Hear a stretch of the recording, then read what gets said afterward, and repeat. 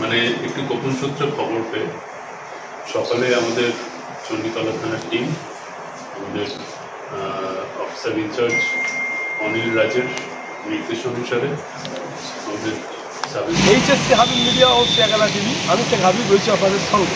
আমি এই মুহূর্তে বুঝতে পারি চণ্ডীতলা থানার মধ্যে আছি। আজ গোপন সূত্রের খবর পেয়ে মশার কদমতলা যে রাজলক্ষ্মী ভাণ্ডার, সেই রাজলক্ষ্মী ভাণ্ডার থেকে উদ্ধার হয় 37,500 কিলো চাল ও আটা। তারই সাথে সাথে একটা লরিতে লোড হয়ে চলে যাচ্ছিল গোপন সূত্রের। কিন্তু এই যে লরিটা দাঁড়িয়ে আছে দেখতে পাচ্ছেন, এই লরিটাতে মশাট কদমতলা রাজলক্ষ্মী ভাণ্ডার থেকে উদ্ধার হয় 37,500 কেজি চাল এবং আটা। চণ্ডীতলা থানা প্রশাসনের তৎপরতায় আজ উদ্ধার হলো। মাল যাচ্ছিল অন্ধ্রপ্রদেশ। এই যে ট্রাকটার নম্বর হচ্ছে AP39VE 7377, এই গাড়িতে লোড হয়ে মাল যাচ্ছিল। এই ট্রাকটিকে চণ্ডীতলা থানা প্রশাসন গোপন সূত্রের খবর পেয়ে সিজ করে।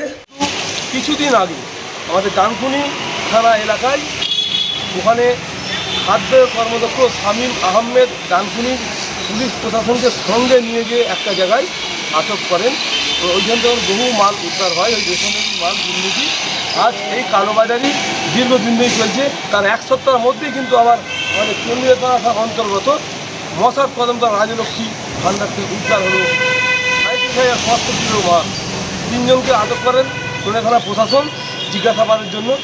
বিস্তারিত আপনাদের ভিডিওই পরে দেখাবো, আপনারা ভিডিওটি শেষ পর্যন্ত দেখুন। ব্যাপক সেরকম আপনাদের মূল্যবান মতামত মহেন্দ্র সিং কী বললেন এসডিপিও কমল সরকার তা আপনাদের দেখাবো। আপনারা ভিডিও শেষ পর্যন্ত দেখুন, স্কিপ করবেন। মানে একটু গোপন সূত্রে খবর পেয়ে সকালে আমাদের চণ্ডীতলা থানার টিম আমাদের অফিসার ইনচার্জ অনিল রাজের নির্দেশ অনুসারে আমাদের সাব ইন্সপেক্টর শুভ ঘোষ এবং সাব ইন্সপেক্টর মুজিবুর রহমান এরা মশার কদমতলায় রাজলক্ষ্মী ভাণ্ডার নামক একটি গোডাউনে তারা রেড করে এবং সেখান থেকে 600 বস্তা, প্রতিটার ওজন 50 কেজি করে, মোট 30,000 কেজি চাল, তারপরে আবার 50টি বস্তা 50 কেজি করে 2,500 কেজি চাল, 2,500 কেজি ময়দা এবং আবার 100টি প্যাকেট 50 কেজি করে 5,000 কেজি ময়দা, সর্বমোট 37,500 কেজি যেটা পিডিএস প্রোডাক্ট আছে, রেশনের প্রোডাক্ট, যেগুলো বেআইনিভাবে যেগুলো অন্য জায়গায় পাচার হচ্ছিল সেইগুলো আমরা উদ্ধার করি। তো এখনো অবধি আমরা 3 জন ব্যক্তিকে জিজ্ঞাসাবাদের জন্য নিয়ে এসেছি। তাদেরকে জিজ্ঞাসাবাদ করে আমরা তদন্ত আরও এগিয়ে নিতে পারি। এই উদ্দেশ্যে আমাদের একটি সুমোটো কমপ্লেন্ট হচ্ছে, সেটার বেসিসে কেস হচ্ছে এবং এরপর পরবর্তী তদন্তের পর্যায়ে আমরা পৌঁছাবো। এবং একটি ট্রাক আমরা সিজ করি যার নাম্বার AP39VE 7377। এখনো পর্যন্ত পিটিএস এর যে মালগুলো পাওয়া গেছে তার মধ্যে 8 প্যাকেট পাওয়া গেছে বলে জানা যাচ্ছে। 9 প্যাকেট পাওয়া গেছে। এর সঙ্গে 8 প্যাকেট ছিল বলে জানা যাচ্ছে। সেটা আমরা ভেরিফাই করছি। এখন দেখছি যে মানে এখন অব্দি আমরা জানতে পেরেছি যেটা ময়দা আছে, আটা আছে।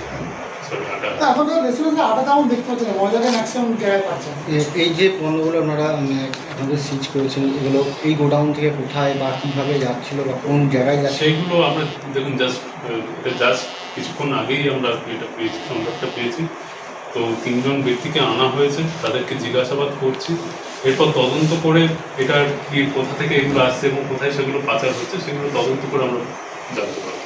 এটা কতদিন ধরে চলছিল এখনো সেটা আমরা জাস্ট ওটা ইনভেস্টিগেশন করে আমরা জানতে পারবো, তখন আপনাদের জানিয়ে দেবো।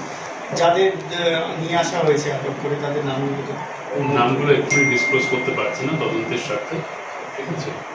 তারা 3 জনে কি ব্যবসায়ী ছিল না আদার্স? ব্যবসায়ী ছিল এবং অন্যান্য এরাও ছিল।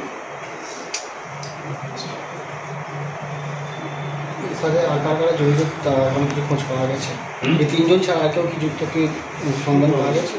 না না, এখনো অব্দি কিছু খোঁজ পাওয়া যায়নি। ইনফ্যাক্ট এই তিনজনও জড়িত কিনা সেটাও আমরা জানি না, আমরা জিজ্ঞাসাবাদের জন্য নিয়ে এসেছি। তো কারা কারা এর সাথে জড়িত আছে সেগুলো আমরা পরবর্তী পর্যায়ে জানতে পারবো। কতদিন ধরে এই কাজটা করছিল সেদিকেও কি কোনো এখনো অব্দি কিছু জানি না।